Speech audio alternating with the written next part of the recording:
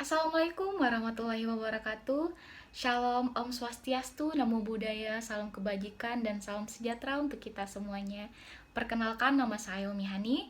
Saya sebagai presentator pertama, dan di sini saya dan rekan saya akan membawakan materi tentang kardiomiopati hipertropik untuk memenuhi tugas patologi medis. Sebelum masuk ke materi, izinkan saya memperkenalkan rekan saya terlebih dahulu. Yang pertama ada Cindy Lestari, ada Riko Adrian Saputra, dan saya sendiri Umi Hani. Nah, yang pertama ada masuk ke dalam definisi.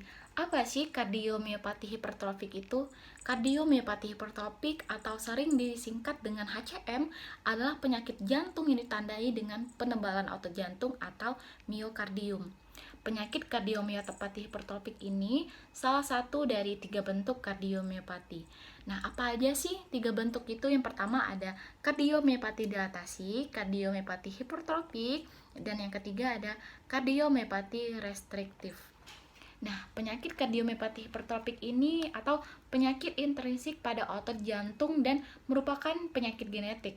Penyakit ini biasanya diwariskan dalam pola autosom dominan, namun juga dapat terjadi secara sporadis. Nah, dahulu kardiomiopati hipertrofik ini dianggap suatu penyakit yang sangat jarang ditemui. Namun sekarang ini dianggap sebagai penyakit jantung yang paling sering diturunkan. Nah, bisa kita lihat ini adalah perbandingan antara jantung normal dan jantung HCM. Yang sebelah kiri ini merupakan jantung normal. Yang terdapat yaitu pertama ada aorta valve atau katup aorta, ada right ventricle atau ventricle kanan, ada left ventricle atau ventricle kiri, ada ventricle septum atau septum ventricle. Nah, yang sebelah kanan itu merupakan jantung HCM yang terdiri dari aorta valve atau katup aorta, ada small left ventricle atau ventricle kiri kecil, ada thickened ventricle septum atau septum ventricle menebal. Nah, bisa kita lihat perbandingan antara jantung normal dan jantung HCM. Jantung HCM itu septum ventricle-nya lebih tebal daripada jantung normal. Nah, kardiomiopati hipertrofik ini ditandai oleh adanya hipertrofi ventricle kiri tanpa diikuti dilatasi ruang ventricle kiri, dan juga yang tidak disebabkan oleh tekanan yang meningkat karena peningkatan resistensi ristemik kronis. Hipertrofi ventricle kiri yang terjadi dapat bersifat sintrik pada 10% kasus kardiomiopati hipertrofi dan asimetrik. Penebalannya bersifat asimetrik ini yaitu penebalan septum ventricle tidak seproporsional dengan penebalan dinding ventricle kiri dengan rasio lebih dari 1:3. Nah, selanjutnya kardiomiopati hipertrofik ini penyebabnya adalah mutasi genetik atau autosom dominan. Lesinya itu leptum interventrikuler yang menebal hebat, dan manifestasinya itu kematian mendadak, aritmia atau infraksi pada septum. Nah, kardiomiopati hipertrofik ini juga menyebabkan patogen, yaitu pertama ada pathogenic variants, microRNA, post-translation modification, tropik atau meiotic factor, ada environmental factor, ada mtDNA, DNA modification, long non-coding RNAs, ada chromatin modification, ada causal gain atau modification. Oke, next selanjutnya ada patogenesis atau proses terjadinya penyakit. Nah, patogenesis dari kardiomiopati hipertrofik ini adalah karena terdapatnya gen-gen yang mengalami mutasi.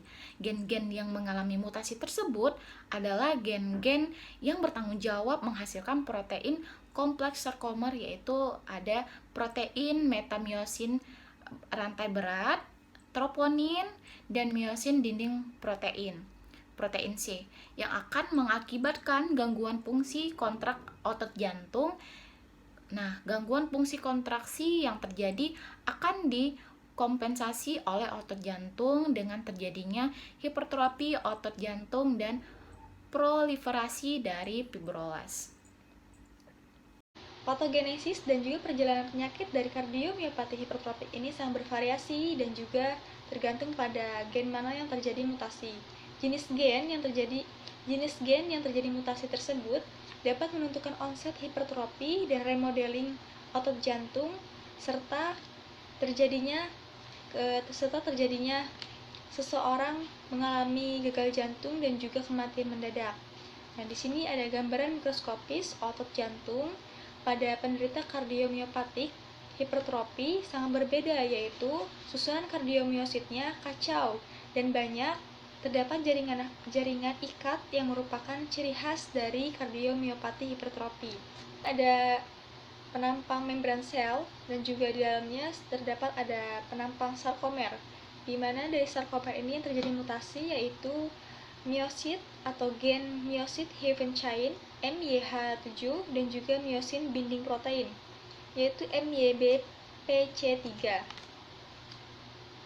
di mana yang MYH7 ini yang berwarna biru terang seperti bunga yang sisi sebelah kanan, dan juga yang MYBPC3 ini yang berwarna kecil-kecil bulat berwarna orange. Nah, di sini terjadi peningkatan sarkomerik mutasi dan terjadi peningkatan CA2+ terhadap SERCA, sensitivity of SERCA and forge production. Kemudian setelah terjadi sensitivitas CA2+, maka terjadi systolic free CA dan kemudian terjadi left ventricular hypertrophy, terjadi pembesaran sel. Sehingga efek dari pembesaran sel ini dapat menyebabkan gagal jantung. Di sini ada patofisiologi. Jadi patofisiologi dari kardiomiopatik hipertrofi diawali dari mutasi gen, kebanyakan pada gen myosin heavy chain MYH7 yang telah disebutkan tadi, dan juga myosin binding protein MYB-PC3. Hal ini menyebabkan defek atau kelainan pada saat sarkomer, baik dari kandungan protein sarkomer dan juga sensitivitas kalsium maupun aktivitas ATPase.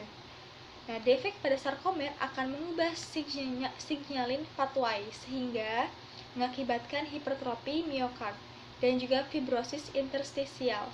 Hipertrofi miokard ini dapat terjadi secara simetri, yaitu 40% kasus umumnya pada pasien lansia atau pasien tua, dan juga maupun asimetri, umumnya pada pasien muda, umur sekitar 20 ke atas.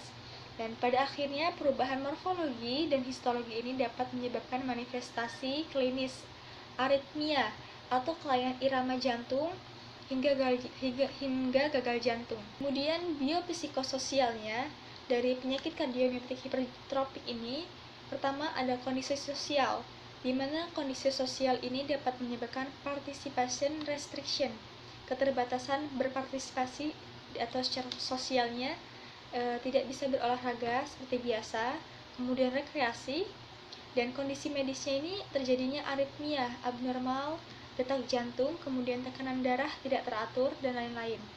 Nah, kondisi psikologisnya dapat terjadi emosional atau adanya kekhawatiran, dan di sini ada simptom atau gejala. Pada awalnya sering kali tidak menunjukkan gejala. Manifestasi klinisnya bervariasi. Ada area nyerinya di regio dada, kemudian seluruh tubuh, dapat terjadi kelelahan, ketidakmampuan untuk berolahraga atau pusing. Dan kemudian dari jantungnya dapat terjadi pembasaran jantung berdetak dengan cepat, palpitasi atau menggumam. Suara detak jantung yang terdapat di jantung itu menggumam atau terjadi kelainan suara dari jantung. Dan untuk secara umumnya itu terjadi nafas sesak. Nah, komplikasinya ada gagal jantung, detak jantung tidak tetap, dan juga regurgitasi katut mitral. Baik, sebelumnya perkenalkan, nama saya Riko Arden Saputra.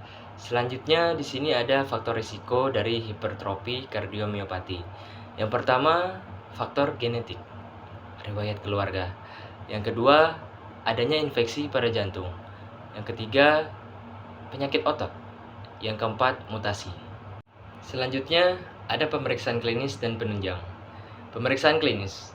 Yang pertama ada anamnesis. Apa itu anamnesis? Anamnesis adalah cara pemeriksaan dengan dilakukan wawancara terhadap pasien langsung maupun kerabatnya. Yang kedua ada pemeriksaan fisik. Pemeriksaan fisik tersebut terbagi menjadi dua. Yang pertama ada murmur sistolik ejeksi di area LSB. Yang kedua murmur sistolik di area mitral. Kemudian pemeriksaan penunjang. Di sini kami mencantumkan 4 pemeriksaan penunjang. Yang pertama elektrokardiografi atau EKG. Yang kedua ekokardiografi. Yang ketiga cardiac magnetic resonance. Yang keempat screening klinis keluarga dan tes genetik. Selanjutnya, penata laksanaan dan terapi. Dari sisi medikal, yaitu menangani gejala obat inotropik negatif. Obat pilihannya yaitu yang pertama beta blocker, yang kedua hindari keadaan hipovolemi atau yang membuat hipokinetik. Kemudian intervensi. Yang pertama, terapi pacu jantung permanen. Yang kedua, implan defibrillator kardioversi. Yang ketiga, ablasi alkohol di septum ventricle. Kemudian pembedahan. Yang pertama, subaortic myotomy, reseksi basal septum. Yang kedua, koreksi katup mitral, jikalau ada MR. Yang ketiga, transplantasi jantung. Selanjutnya, peran fisioterapi. Kita sebagai fisioterapi juga mempunyai peran terhadap penyakit hipertropik kardiomiopati. Kita dapat melakukan upaya promotif. Rekomendasi umum untuk olahraga bagi penderita kardiomiopatik hipertrofi. Yang pertama, untuk berpartisipasi dalam latihan rekreasi untuk bersenang-senang. Yang kedua, untuk menghindari olahraga sedang, intensif, atau kompetitif. Yang ketiga, menghindari olahraga yang melibatkan pengerahan tenaga secara tiba-tiba, seperti angkat berat, lari cepat, dan lain-lain. Kita juga dapat melakukan intervensi post-operasi atau pasca operasi. Yang pertama, tes jalan 6 menit. Yang kedua, pengujian latihan kardiopulmoner CPET pada orang dewasa. Yang ketiga, latihan ekokardiogram, melakukan latihan saat jantung mereka dicitrakan atau gemah. Selanjutnya ada video tentang HCM atau hypertrophic cardiomyopathy.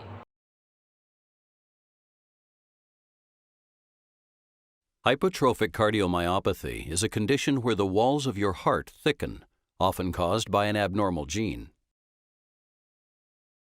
In order to understand this condition, it's important to know the main parts of your heart. Your heart has 4 chambers. They are the right atrium, the right ventricle, the left atrium, and the left ventricle. A muscular wall called the septum divides the 2 sides of your heart. Your heart pumps blood in one direction through 4 valves. They are the tricuspid valve, pulmonary valve, mitral valve, and aortic valve. The job of your heart's left ventricle is to pump oxygenated blood throughout your body. This provides your body with the oxygen and nutrients it needs. Hypertrophic cardiomyopathy usually affects your left ventricle by thickening its walls. This happens because your heart muscle cells grow bigger. In some people, scar tissue may form between the muscle cells over time. Even though your cells are bigger, your heart stays about the same size. As a result, your left ventricle can't hold as much blood. The left ventricle may also become stiffer, contract harder, and relax less between contractions. These problems make it harder for your heart to fill and pump more blood as is needed during exercise. Hypertrophic cardiomyopathy can be non-obstructive or obstructive. If you have non-obstructive hypertrophic cardiomyopathy, your heart has thickened walls, but the walls and mitral valve do not block blood flow out of your left ventricle. In obstructive hypertrophic cardiomyopathy, the heart has thickened walls as well, but the septum may bulge into the path where blood leaves the left ventricle, called the outflow tract. During contraction of the heart muscle, the mitral valve is pushed toward the septum, which narrows the outflow tract and may prevent closing of the mitral valve. This can cause backflow of blood into your left atrium. The size of the outflow tract may change during the day. It may become narrower or widen based on your activity. A narrowed outflow tract means more pressure and heart work are needed to push blood out of your left ventricle to your body. This pressure difference is called gradient. Symptoms of hypertrophic cardiomyopathy, with or without obstruction, typically include tiredness and shortness of breath, chest pain, lightheadedness, heart pounding, or fainting. Talk to your healthcare provider if you have any of these symptoms or other questions about hypertrophic cardiomyopathy. Ya, ini merupakan sumber referensi dari materi-materi yang kami sampaikan. Selanjutnya ini merupakan poster dari kelompok kami.